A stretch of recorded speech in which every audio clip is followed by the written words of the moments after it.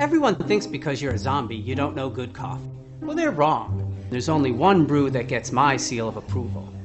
Deadly Grounds coffee is my guilty pleasure. The aroma is so intoxicating. It brings all of my neighbors out of the woodwork. Deadly Grounds coffee. Coffee to die for and zombie approved. It's good to get a little deadly. Use the front door! Oh, they're so disgusting.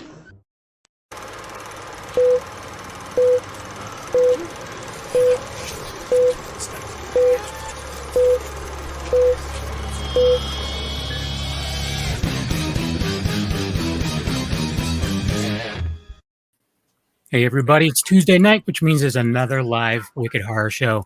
I'm Kevin, and I'm joined by the 13th Wolfman. Ow, everybody. And today Tony was supposed to be on, but he lost his power and then he didn't get his internet. So he's the one who set this one up. I want to give him credit where credit's due. We're talking to some of the guys behind the movie Goodbye, Honey. So first we have the director, Max Strand. Hey, how's it going? Thank you so much for having us. Very cool. Yeah. And I'm going to mess up Todd's name. Todd, how do you say your last name? Rawiser, just like Budweiser beer. Oh, That's there you what go. I was thinking, yeah. Yeah, and then Josh, who's a producer on the movie. Hi, yeah, thanks for having us. Nice. So, Tony brought this up to us a little while back, and he's like, "Oh, it's not like a typical horror that we normally see. It's more of like a thriller." Mm-hmm. And I have no problem with that. Some of my favorite scary movies are like more just intense, like mind mess with your mind. Yeah. I just checked this one out. It's streaming right now on Amazon Prime for $3.99, I believe. Is it available anywhere else? Anywhere you could rent movies, you could watch it. Nice. And what about like a physical release? Is it getting a physical release?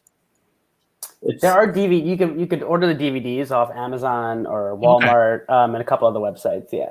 Nice. So is it just DVD or Blu-ray?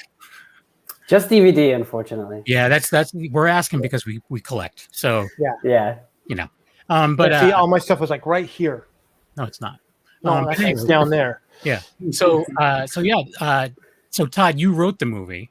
Yes, Max and I wrote the movie together. Oh, together, okay. So do you guys want to give a little synopsis about what the movie's about? Sure. Yeah.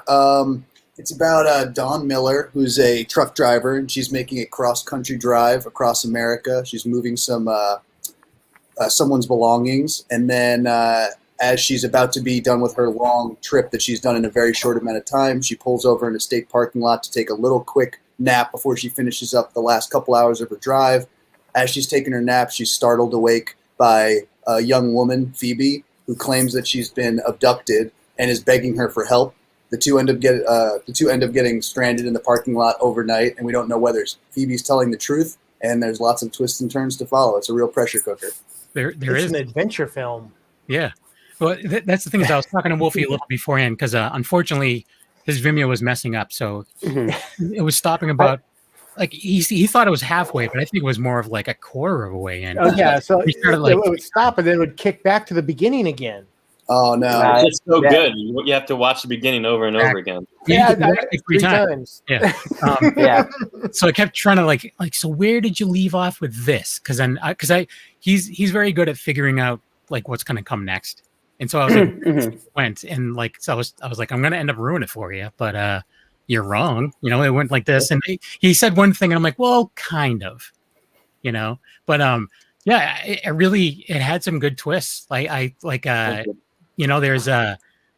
you think it's going to go one way with some people that show up, and it's just like, oh, that's not it at all. And then, that's awesome. Yeah, it was done really well. I really enjoyed it. And one thing that we were talking about a little bit beforehand too is that this is all you guys. It's your first feature, right?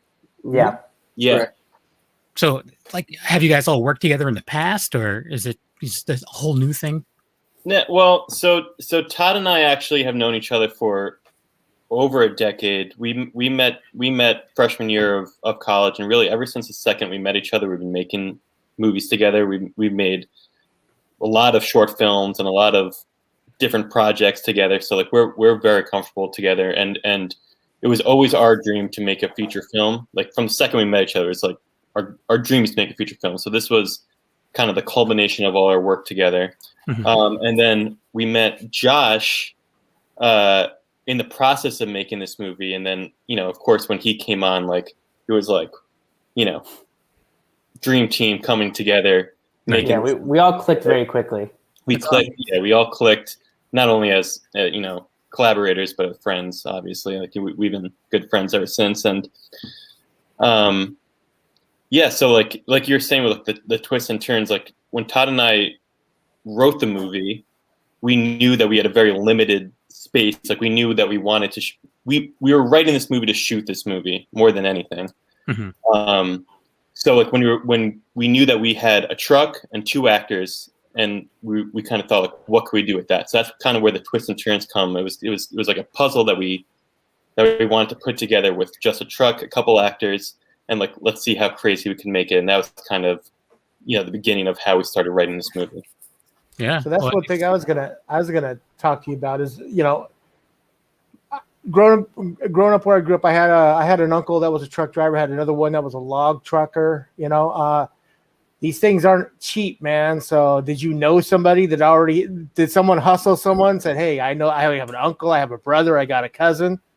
What's the story? How'd you get the truck? It was quite the process. At first we were, reaching out to people on eBay, trying to buy a truck for little to nothing, begging people for, trades, etc. Hey, can we rent the truck for a month? We got some very funny responses back.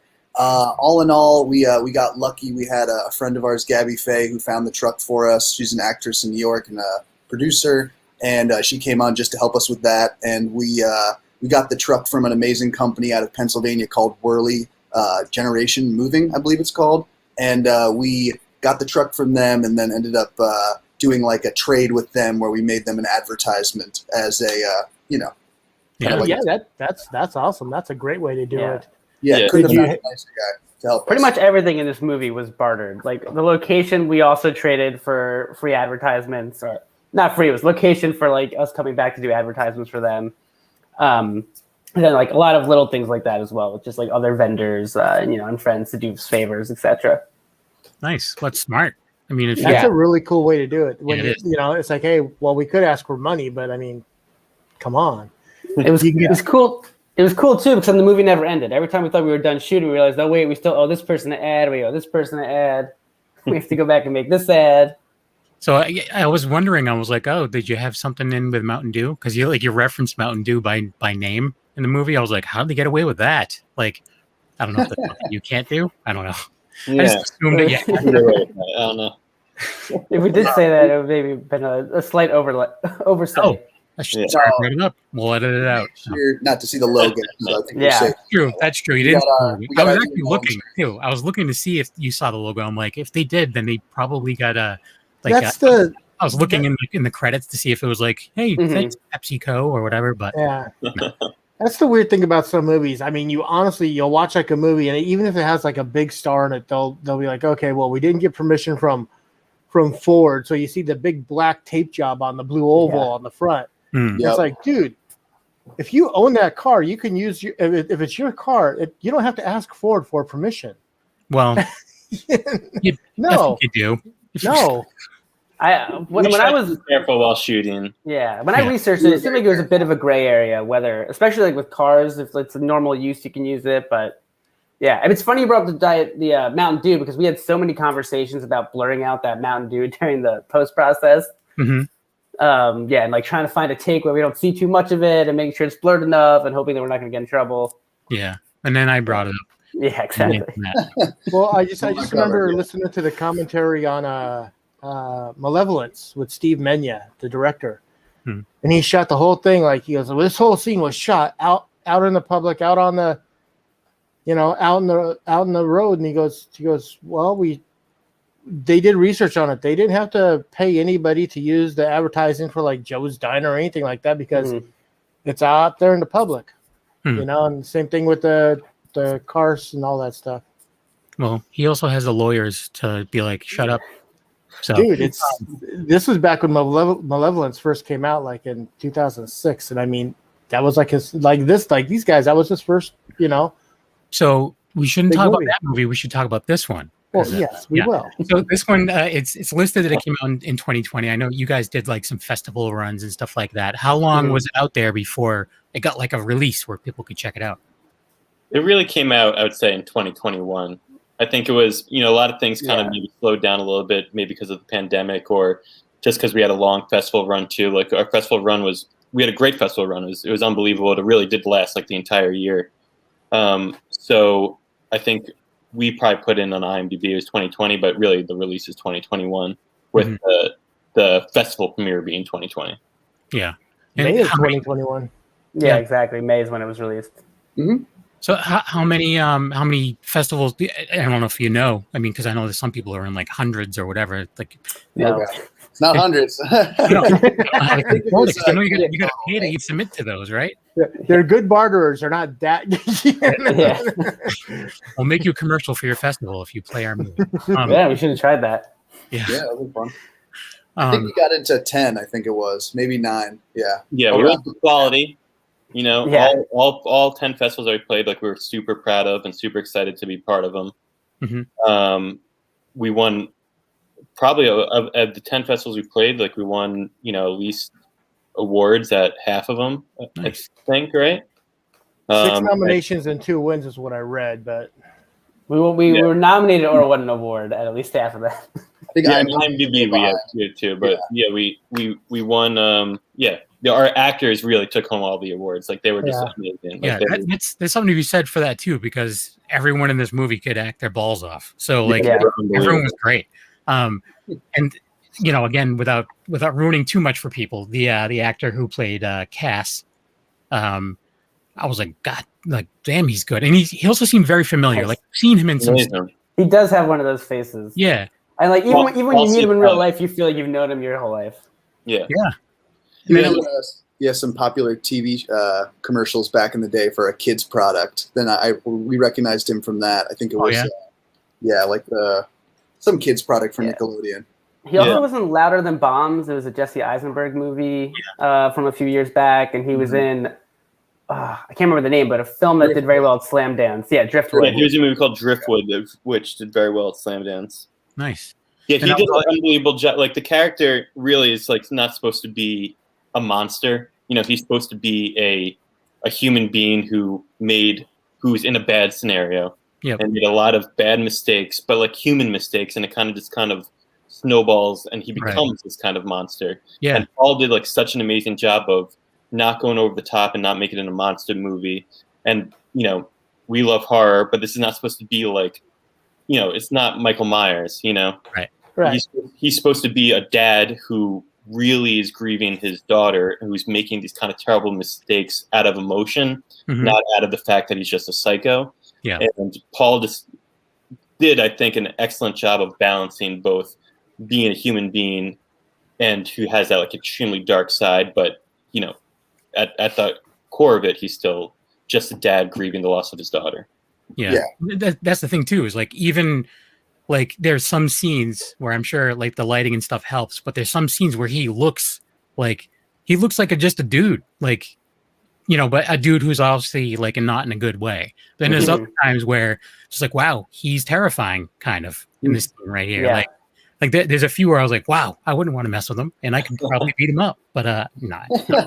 But everyone was great. I thought the actress who played Dawn, I thought she was awesome too, and then I was all excited because she's from my state, so she's a Massachusetts lady, so that's cool. Yeah, but everyone was great. Juliet, who played Phoebe, awesome. Everyone was really good, and So it was. How long was the writing process for this? Like you said, you guys have been making shorts forever. Has this been an idea that you guys have been throwing around for a long time, or?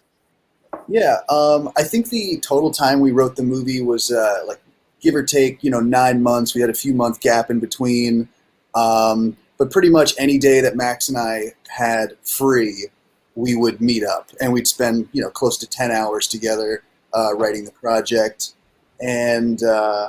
I think it was just under a year of writing the movie.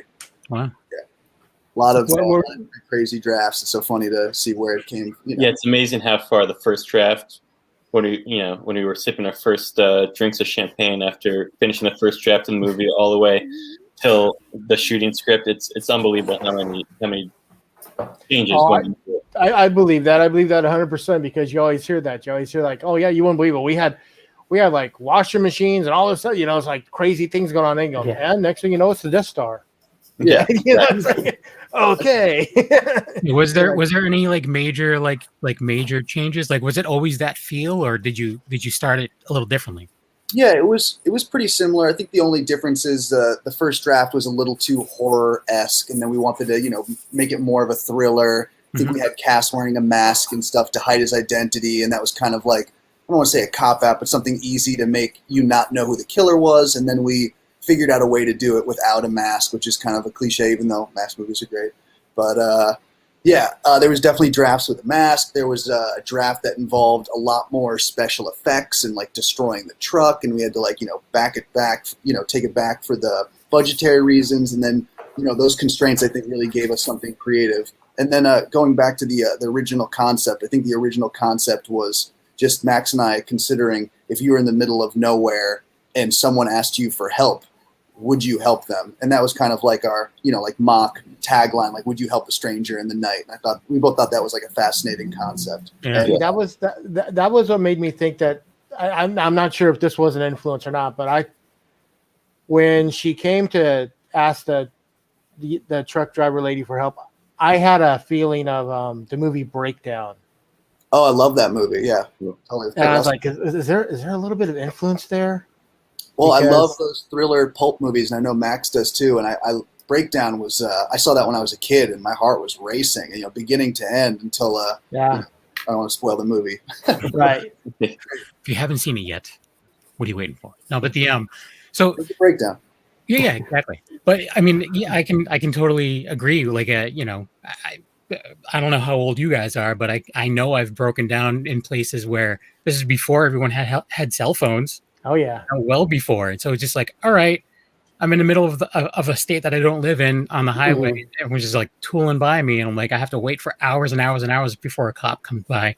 Whatever. But it's like, because of that, I tend to be like, hey, you good? But I won't let him in my car. Don't get me wrong.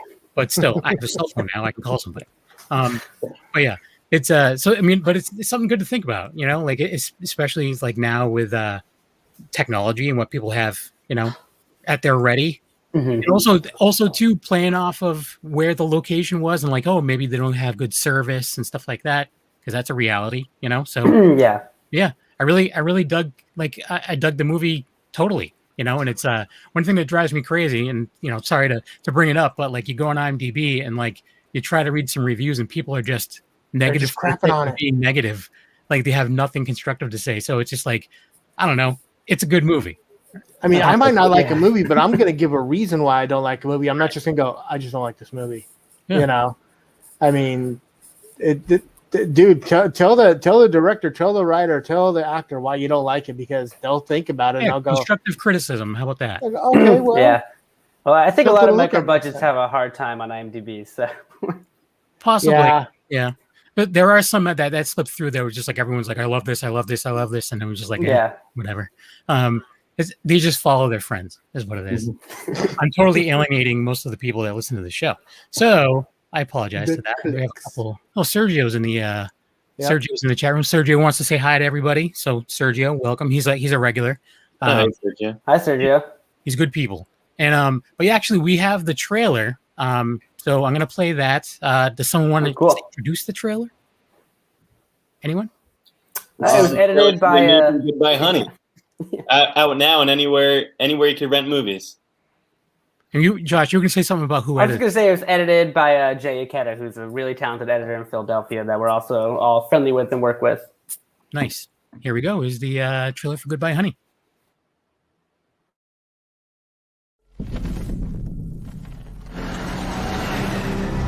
Making great time. I'm gonna pull over for a bit. It's perfectly safe here. I can barely keep my eyes open. Just give me a call back if you have any questions, and thanks for choosing Nate's.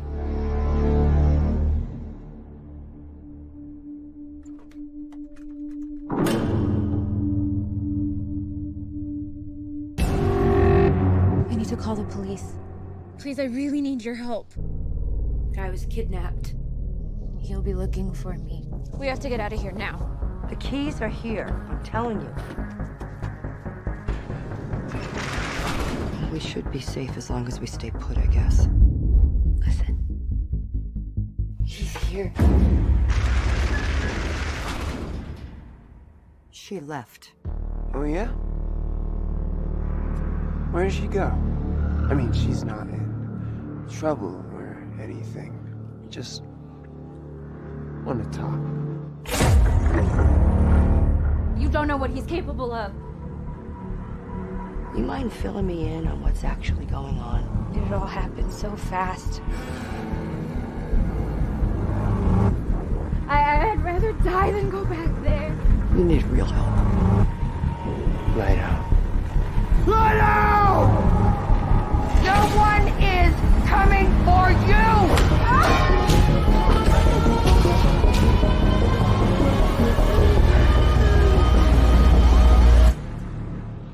I can't go back.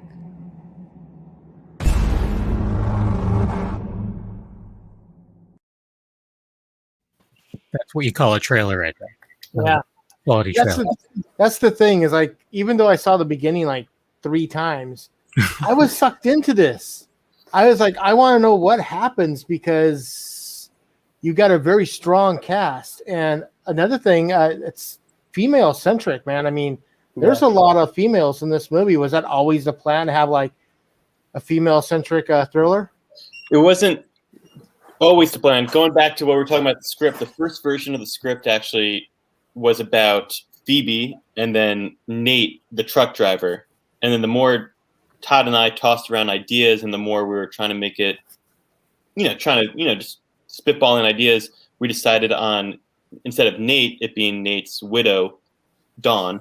And we just realized that relationship was just so much more interesting than a male truck driver and a young female. So we thought we were playing with that kind of maternal daughter kind of relationship, and we just thought wow, this is amazing. Then of course the 2 actors came in, Pam Morgan and Juliet Gobin, and just totally took over and made this they made it what it was, and it was just unbelievable in what they did with the characters. Yeah, I mean, so is this are these people that you've worked with in the past, or is it just you just put out a casting call and these are the people that were yep? Essentially, casting call, yeah, Todd. Yeah, I was gonna say first time, but not the last. Yeah, that's what I was gonna say. I'm like, well, we just saw the start of a new stable, Yeah. all those directors, from the past, John Carpenter and whoever, they all had that stable of people that they always worked with, and we saw 2 of them right there. Yeah. Well, even even the actor, what's his name, Paul Kelly. I mean, Paul, I actually had worked with before. He was in a short that I produced a couple of years prior to Goodbye Honey. But that was just a coincidence. By the time I came onto the project, they'd already casted him. Crazy coincidence. Yeah. Meant to be. All of us meant to be. Yeah, for real. Yeah. So sorry, go ahead. I was just gonna say with Juliet too, it's kind of a bit of a crazy story how she got onto the project. Originally, Phoebe was gonna be played by a different actress, and then that actress couldn't do it. What was 2 weeks before we were supposed to start shooting?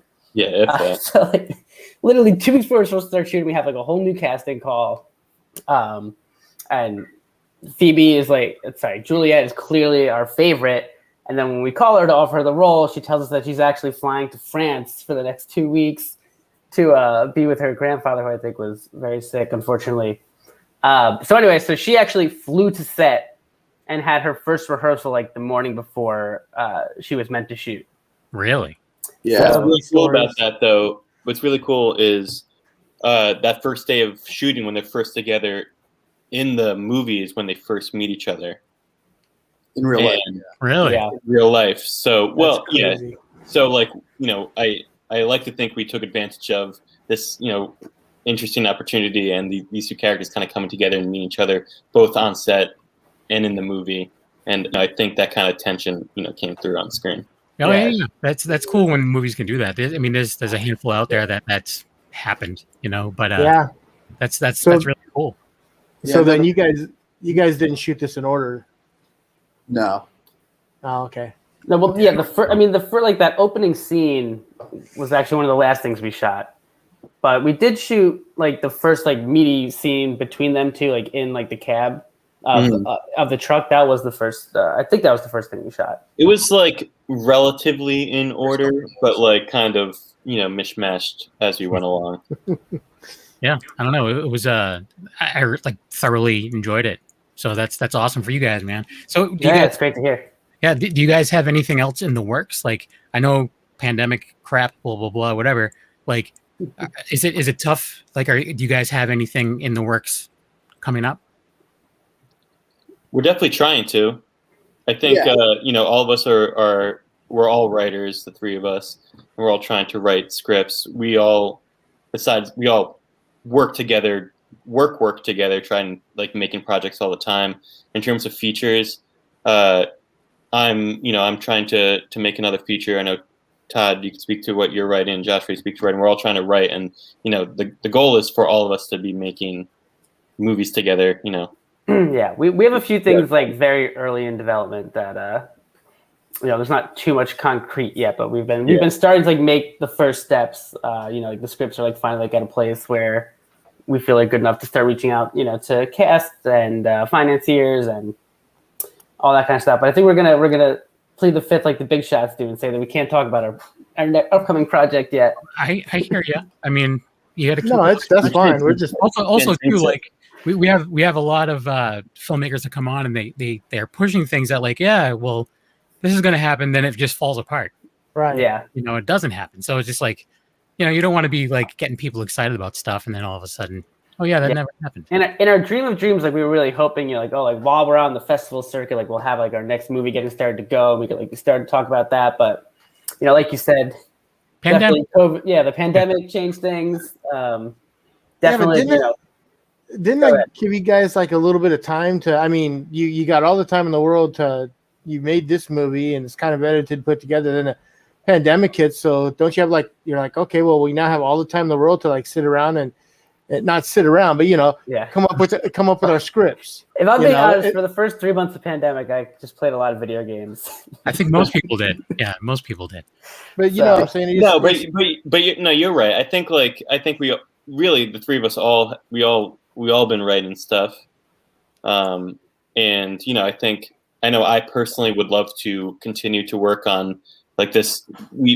I learned so much while making this movie, especially this thriller genre, this kind of edge of your seat kind of, every second kind of heart pounding thing. Like I would love to try to make another movie that kind of elevate, build upon what we did with Goodbye Honey. So I wrote a script that I hope, can do that. So, I'm going to try to make that hopefully in the future. Nice. So you say you guys are all horror fans. It's a question that Kevin and I, we hate being asked ourselves, but do you have a favorite horror movie? Whenever anyone asks me this, I always say, well, give me a genre, a subgenre. So do you need a subgenre, or do you have like? I will unequivocally say, or I shouldn't say unequivocally, but I would say my favorite horror movie is The Shining. I know it's a bit of an easy answer, but I'm a huge Stanley Kubrick fan. Mm-hmm. Yes, we could attest to that. He talks about Stanley Kubrick all the time. Oh yeah. Yeah. I mean, it's a standard that most people love, but there's a reason why. I mean, he's my guy. Yeah. That's a really tough one. I think People Under the Stairs, possibly, if you're putting a gun in my head. That's a nice one. I don't know if you've had Jan on. Yeah, Jan Birch, who was the Stairmaster. He's been on the show a bunch of times. Like he's wow, he's a good dude. Yeah, he's and we've had Sean Whalen on a bunch of times too. Yeah, Roach. So cool. Yeah, it's a great movie. It's good times. He has some fun behind the scenes stories and stuff too. But I'll have to check that out. Oh yeah, let's go back and watch that episode. Yeah, they're both working actors, so they're I'm just saying they're out there. They're out there to find if you guys want to use them. I mean, I'm just saying. But Max, what about you? Do you have a favorite?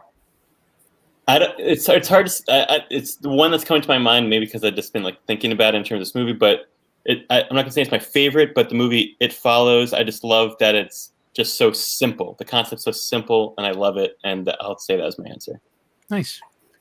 Wolf and I won't go into that because we actually we're probably like the only two people in the world who didn't like It Follows. Like, Oh my god!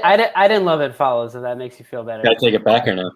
No, Yeah. no, don't take it back. I don't take it because- back at all. Like, because I'm sure you have your reasons, but like, Yeah, It's so simple. I love that it's such a simple concept. yeah, but Simple it or didn't connect with complicated? me. It's one of those like I wish I had that idea and was able to like just like make a movie about that. Yeah. my You two favorite have- horror movie is the Omen. So I mean, That's a good one. Yeah, you know, It's all for you, Damien. Yeah, but what's yours? it depends if it's like a slasher or whatever, like a Texas Chainsaw Massacre, the original from Oh, yeah. '74 is my Of favorite. course. But then it comes into another Toby Hooper movie, but Poltergeist. And, Sure. and I, even though a lot of people don't consider Silence of the Lambs a horror movie, that movie scares the crap out of me. So I think Perfect. it's a horror movie. Perfect film. a lot of people See, refuse to call it a horror movie because it's like I think they're. I am one of those people. I'm like, I'm like, it's a thriller. It's not a horror film. It's a and that's It's a thriller. It is. Isn't thriller a subgenre of horror? Now we're getting philosophical, but See, I always look at thriller and suspense movies as the same movie, as the same genre. And I'm older than all you guys put together, basically. And I remember as a kid, you'd walk into a video store and you'd go, there would be the genres. There you'd have action adventure together. You would have comedy. You'd have drama, horror. Then you would have thriller, suspense, or mystery. That would be all one, and then you have sci-fi. What are vampire movies? Mostly not good. That's like I was gonna say, is The Lost Boys a horror movie? Because I love The Lost Boys. Well, it's a vampire film, so yeah, vampires are creatures of the night, so they take it fall back. into the. Silence of the Lost Boys is my favorite horror Lambs movie. is way scarier than Lost Boys. I'm sorry. Max, Brother Max, yeah. yeah, he's saying his favorite is The Thing, and that's I love The Thing. Yeah, we actually just reviewed a movie that's on Shudder called Yes, we The did. Super Deep, and it has a very very thingish feel. So if you have Shudder, check it out. It's really good. It's a Russian movie, but it's in Yeah, English. Our we soundtrack were, was inspired by The Thing. definitely. Yeah. Oh, the the soundtrack. soundtrack. We had a lot of dun. Yeah. I didn't even pick up on that. Well, you didn't see the whole movie. No, but still, what I did see, I mean, Well, At you the didn't. end. At You the didn't end. go to the meat and potatoes of it. When you do, I mean- oh yeah, it's The Thing. Maybe. I don't know. that's fine. Anyway.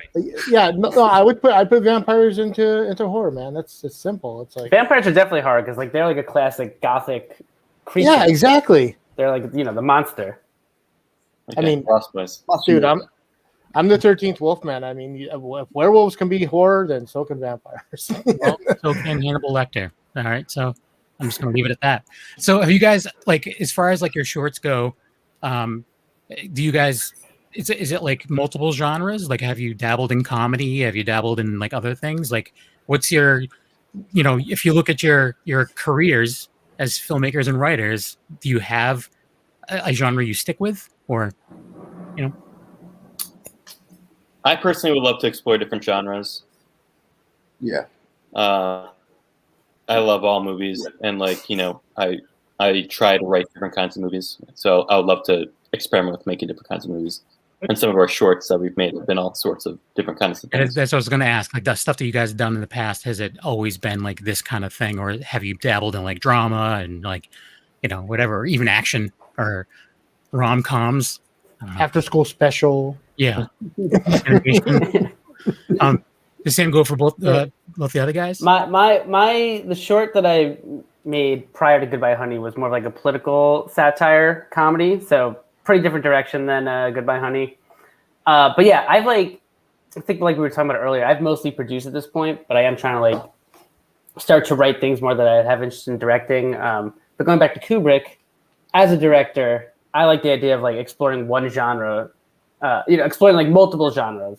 Mhm. Like I love how every Kubrick movie like is a genre movie. Mhm. But not the I think same. that's And yeah. You can also tell it's his movie too. So it's Exactly. like his style, but yeah. But like I've always had like a very broad interest in film, not like just horror. But horror is just like a great entry genre, and it's a genre that you can like make really high quality on a lower budget.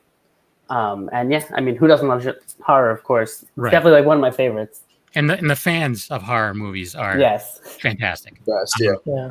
Like the like I was saying, joking around about rom-coms, you don't see rom-com conventions, you know. Yeah. That'd be Where you funny. just stand back to back with someone and take a picture. Yeah. Like So- all the- so- So Brother Max has a question. He says, what genre do you think will be the hardest to write for? That's a good question. I think it's comedy. Yeah, I would say comedy. I would Yeah. say comedy too. Really? Now- I would think I would go with personally I would think drama, just because you want to be effective, but you don't want to come off cheesy and over the top. That's true. Yeah, but That's true. for me, it's just that. Yeah, for me, it's just that, like comedy. Like everyone has such different tastes, and it's so Right. dependent like on like the performances. Yeah. Whereas like drama, obviously it's hard to write any genre of film, but like with drama, there are like more like beats that to hit, and like structures you could follow. Whereas like obviously like comedies also follow the hero's journey and have those same familiar structures, but like if you either hit or you miss, and if you miss, it's a huge miss with comedy. Yeah, that's true. I've seen some really, really, really bad comedies, but I also like some really, really, really bad films. So Exactly. some of my favorite movies are hot garbage, and I know it.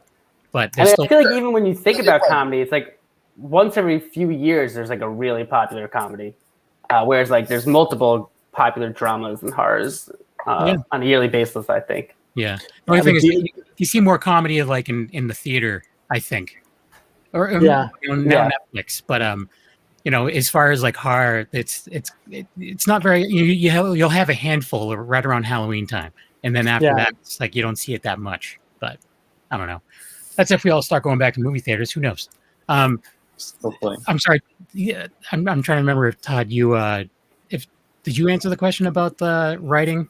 About Yeah, as far as what I've made before, I've done, horror, comedy, drama, fantasy, and then as far as what I'm interested in doing next, between the three of us, I think we have like 4 scripts that we're, all trying to figure out which one we're going to make next. But I've personally written like a fantasy comedy, and then the second I have a moment, I want to make a kids movie. So I don't think there's enough good kids movies out there. I agree. And there's something to be said that I don't have kids, but I can still like enjoy a good kids movie. Like if it's well done, it's a well done movie at the end of the day, Yeah, I think there's a little too much of kids watching like Marvel movies with so much peril and buildings falling over and explosions. And I think I want to make something on a little bit more, from the heart and poignant. Yeah. And there's not enough of that. Right. In our day, the kids movies were more fun. They weren't, even things like Monster Squad, they were there, it was monsters, but it was still a kids movie, and it was still Love Monster Squad. It's hilarious. I mean, I was in my early 20s when Monster Squad came out. I was in my late 20s when Sandlot came out, and I could still watch both of those. Oh, The Sandlot! Don't get me started. Love that movie. Exactly. I don't even like baseball, but I can watch. Me either. Sandlot. Shows how good it is. Yeah. Agreed. I was actually just talking about Cool Runnings earlier today as well. Oh, geez. Like, I still think about that movie from time to time. It's been You're so the long. only one. No. Maybe it's thinking like I was a kid when that movie came out, and as a kid, it was. And Wolfie was everything. Was in his early 30s when that movie came out. He was pointing out earlier that he's the oldest one in the room, and he's correct. So this is kind of a spinoff on the favorite horror movie, but Sergio asks this all the time. Do you have a movie what's the movie that scared you the most? It may not be your favorite, but the movie that like just creeped you out the most. Maybe as a kid or something. Yeah. Yeah, I think mine relates back to what you said. I mean, I could not get through Poltergeist till I was like maybe 10. I think I kept trying. The second they go to that mirror scene with the pulling, I was running out the room. And the thing is if you watch it now, it does not hold up. Like it's a puppet. And it's just, still at the time, I was like, oh my God, there's maggots and everything. Like it was, as a kid, that scared Kevin still can't get through Poltergeist. When the clown comes on. I still jump when the clown comes out. I still do. Just like you watch Seven, and if you watch some movies, Seven, and the guy in the room with all the air fresheners and stuff like that, I know he's going to jump up, but every time he does it, I'm like, oh my God, Jesus Christ. I know it's going to happen. But Seven is a thriller that's very, very creepy, to go back to the thriller versus horror conversation. 100%. Definitely. What about you, Josh? Do you have a movie that scared you? I want to say it was The Exorcist. I remember watching The Exorcist when I was very young and not being able to sleep for quite some time. Nice. Yeah, saw that when I was 6. Yeah, I wouldn't today say that I think it's one of the scariest movies, when I rewatch it, but definitely as a child. Yeah, it affected you. Yeah. It's disturbing, yeah. Yeah. What about you, Max? It Follows, definitely. Really? Still? No, mine was Candyman. Really? I just watched that. I'm just gonna tell you a little fun story about Tony Todd, because he's the man, by the way. I don't know if you've ever had an opportunity to meet Tony Todd. He is fantastic. I met him at a convention. We've met him a bunch of times, and I told him that me and my wife like to go to plays every once in a while. Mm-hmm. And he remembered that and reached out to me when he was in a play in Connecticut and had tickets waiting for me. He was waiting for me in the lobby after the show. Wow, it's ridiculous. The dude is the nicest dude. He's very down to earth, very cool. Sees Kevin in the hallway, goes, Kevin! Yeah. No, for real. Yeah, I know. Sergio is asking where Tony is. Tony lost the internet because of the storm. Sergio, that's where he's at. So make fun of him on Thursday. Max says hands down the scene with Gabe and the old man from Pet Sematary. That's the scene that creeped him out as a kid.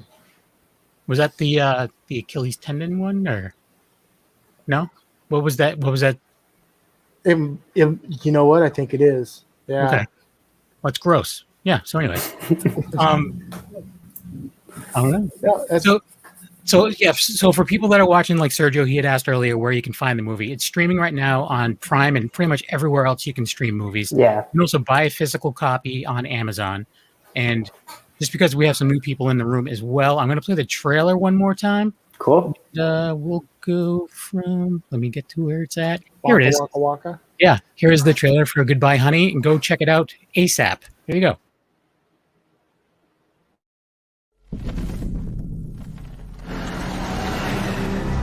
Making great time. I'm gonna pull over for a bit. It's perfectly safe here. I can barely keep my eyes open. Just give me a call back if you have any questions, and thanks for choosing Nate's.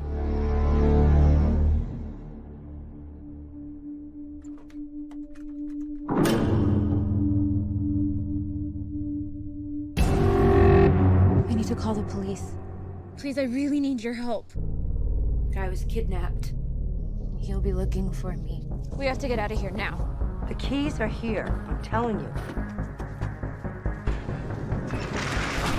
We should be safe as long as we stay put, I guess. Listen. He's here. She left. Oh, yeah? Where did she go? I mean, she's not in trouble or anything. We just want to talk. You don't know what he's capable of. You mind filling me in on what's actually going on? It all happened so fast. I'd rather die than go back there. You need real help. Light out. Light out! No one is coming for you!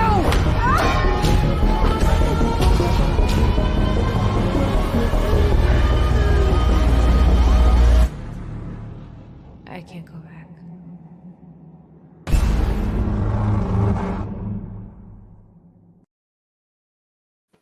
There you go again. Again, still a great trailer. So yeah, go check that out everywhere it's streaming, or buy a physical copy. And this may be a loaded question. I know it's they're all loaded questions. No, I'm just saying. I know it's tough. Because you guys are artists, you create. Is there anything you would have done different about the movie? Is there anything that every time you watch, you're like, ah, crap, I wish I did this a little differently, or maybe chose a different shot or whatever? Is there anything that gets to you when you watch it? I wish we could have set the truck on fire for real. Yeah. So the fire that was real? Fire! No, it wasn't a real fire. There's one practical fire shot, and then the rest is lighting gags, smoke and mirrors, and some great VFX, I think. Well, I didn't even notice it. So that's perfect. Makes me so happy to hear. Great, yeah. Perfect. Great job, Andrew Dussam on VFX. Yes, he was amazing. Yeah, and Doug Sackman helped with some of the smoke bombs. Did an amazing job. So fun to work with him as well. So, what about you? Is there anything that you guys would like to change other than setting the truck on fire?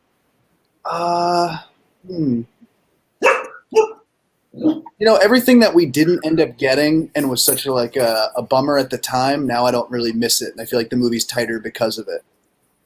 That's So- a Good answer. plus. Usually artists are like overly critical of everything, so it's Well, I mean, anytime I see the movie, I'm looking at, unfortunately, my mistakes where I see like, ooh, that's a little bit of my shadow on that door. Hopefully no one sees it. No one says they see it, but like I know I see it. It drives me crazy. well, I'm gonna have to go through and find your shadow. Oh, So no. I'm gonna have stuff like t-shirts that. made up and everything. Yeah. No. So, Happy a question I've asked quite a bit, but I'm kind of curious. I would like to hear from all three of you on this answer. The hardest thing about making this movie, because everyone's got a different job, so I'm just kind of curious about what you would think the hardest thing about making this movie was. Well, that's a loaded question. A lot of stuff. I would bullet point it. an easy answer, I guess I would say, is time. I think even though this movie took 4 years to make and completion or whatever it was, there's never enough time. And especially when you're making a movie on a budget, like time, there's nothing more valuable than time. And, if we have more time to shoot it, if we have more time to rehearse it, if we have more time to edit it or all these kind of things, like time is just invaluable. So I'm very proud of the way that we handled time. So that's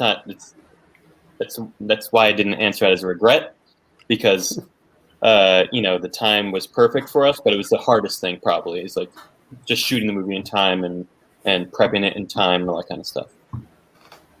Nice. And what you learned from it, you can Yeah. put onto your 100%. project. Yeah. 100%. What about you, Todd? Is there anything that I'm sorry, Josh, you were answering? No, it's fine. I was just gonna say, I know it's not a satisfactory answer, but it really is the mental game is the hardest part. Just waking up every morning and saying I'm actually gonna do something today to push this very theoretical thing that is this movie forward. And then once you actually have the assets in place and you have a little bit of money and you have all these people who are now looking to us to make this movie, the mental game is still there. Now it's with almost an imposter syndrome. It's oh my God, I can't believe I'm actually leading this ship, making this movie. Every morning I have to wake up and have the answers and push forward. Because, as anyone who's ever tried to make any size movie or video knows, it's such a grind, day in, day out until you get to that editing booth, and then things calm down a little bit. Then you see the final product, and you're oh, it's good. All right, cool. It was worth it. Right. And every time you finish it, the production part of a movie, whether it be on Goodbye Honey or on all the shorts I've worked on, you can't believe that was actually you who had the adrenaline. If you told me today that tomorrow I have to wake up, work a 17-hour day for the next week, all overnights, in the cold, I would tell you, you're crazy. I'm going to get out of this business and just get a desk job. No, don't do that. I think the hardest part, I'm trying to rack my mind, is the first week. I think we were a little lightheanded with our G&E crew. So our G&E crew is our one gaffer at the time, who is his name's Sumitra Munigar, who's a fantastic DP and gaffer. And then it was just him, and that was it. So I was helping him do the lighting, and we were shooting all wides of the parking lot. So it was just, moving, 50-pound stands, 30-pound lights, wrangling extension cords that were freezing cold and soaking wet for, we had, I think it was 800 feet of extension cords, and it rained every second. That first week where it was just him and I doing the G&E, when we went to bed at night, I felt like I worked out for 15 hours straight. It was crazy how and the smell. Oh my God, Max and I shared a room. I feel so bad for those smells he had to smell. Oh my God, I was sweating in the rain. It was so tough. Yeah, and I think I had to operate one shot. I know I did in an ice puddle, and that was not a fun thing. I just sit in an ice puddle, just soaking my jeans and sitting in the ice puddle. There was, the perfect angle. You got to go in the perfect angle, and that angle for me was getting my butt right in a nice ice puddle. And I definitely remember that being oh man, I really wish we were moving on from the shot. This is pretty tough. The glamorous life of movie making. Yeah. sitting in my. I loved every second of it. I'm sure. Yeah. I'm sure it was awesome. Yeah. But at the time, it was just like, oh my God, this is. But you have stories, right? So you can. This is why I asked this question, because you get the most interesting answers. You know. Yeah. I love it. Yeah. But also we shot in the Poconos in November, and you know, like when we were back in the city, like the day before we drove up, like it was still like pretty temperate, and like we expected to shoot, you know, it'd be like a little chilly, but like be like November, and like it felt like the dead of winter. Yeah. It was so cold up there, and we obviously like were shooting mostly overnights. Yeah, it was beautiful stars though. Yeah. So did it really take 4 years for this to come out? Yeah, I think the timeline was something like it took us a year to write. It was only a couple months to produce. We shot, I think it was 13 days in like October of, was it 2018 or something? And then we took a November. hiatus. Yeah, October going into November. Shot on my birthday, which was fun. And then we took a 6-month hiatus, did one final week, which brought us to 19 days total. And then I think post was like a year and a half, and COVID definitely slowed us down pretty heavily. Yeah, we couldn't go to people's houses to, you know, sit in on sessions. So it was all emails and phone calls and Zooms. But yeah, it was 4 years all in all, almost to the day. It's insane. Like I just did a little bit thing where I was a zombie in this like little short, like it's like a series, and it's gonna be like the 3rd episode, but it's like, yeah, it won't come out for like a year at least.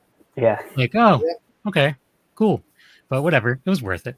But I always hear that. I mean, that's like Joe Stoffer in Pieces of Talent, man. Yeah. I mean, 4 or 5 years it took him to make that movie, and that's just because he was a perfectionist. He'd go back to the sound, and he's like, doesn't sound right. So he spent another year on the sound. He was doing everything, though. He was cinematographer, director, everything. Sound design, sound. Yeah. That being said, it's just about time to wrap things up. So again, people can go find out. You can go stream the movie right now on Prime and anywhere it's streaming. Go to Amazon. You can buy a physical copy. So Max, where can people follow you for an update on what you're working on? Like, where do people interact with you the most on social media? A good question.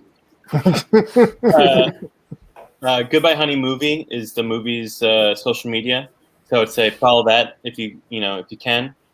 I need to be better with my social media. I don't really have one at this point. But Goodbye Honey Movie at Instagram. Follow it. Todd, what about you? I personally am just Todd.raw, Todd.raw on Instagram. Also not very good at social media. I think we're just a little past that cusp in our 30s. But and then also at Unison Productions, which is our production company, is on Instagram as well. And yeah, Josh? Yeah, I know this is terrible, but I also don't really have a personal social media, so I'm just going to echo at Goodbye Honey Movie. Hopefully any future narrative projects will also update there.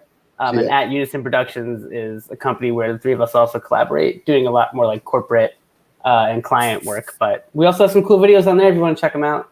Nice. Yeah. Also, if I could give the exact titles of where our movie's out, as we said, a couple things. We are on the full list here is iTunes, Amazon, Google Play, YouTube Movies, Fandango Now, Vudu, Xbox, AT&T, DirecTV, Dish Network, Spectrum, Comcast, Verizon, All In Media, Hoopla, and the DVDs can be found at Barnes & Noble, Best Buy, Walmart, and Target. There you go.